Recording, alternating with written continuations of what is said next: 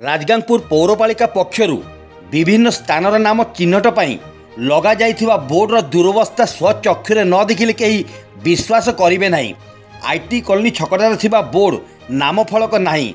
महान स्वाधीनता संग्रामी ओडिशार बरपुत्र पूर्वतन मुख्यमंत्री स्वर्गीय बिजू पट्टनायक नाम नायर छकर नाम बदला जाई बिजू पट्टनायक छक करा जाइथिबा नामफलक दुई दोकान मझिरे कणटसा होई पड़िथिबा देखा देइछि।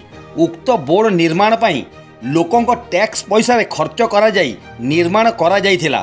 तेणु स्थानीय काउंसिलर पौरपालिका चेयरमैन कार्यनिर्वाही अधिकारी को साधारण लोक अनुरोध करी कहिसंती यथाशीघ्र उक्त स्थान बोर्ड करा जाई सर्वसाधारण दृष्टि स्थान रे लगा जाऊ। सेहीपरि राजगांगपुर शाखा नीलचक्र सभापति श्रीमती शशिरेखा सामल को मध्य अनुरोध करा जाउची पवित्र नीलचक्र बोर्ड बिजू पट्टनायक छकरारे थिबा दुरवस्था को सुधार करा जाई बोर्डटे को नवीकरण सह उपयुक्त स्थान रे ठीक भाव में पोतिबा पाई नीलचक्र प्रेमी और साधारण लोके अनुरोध करिसंती।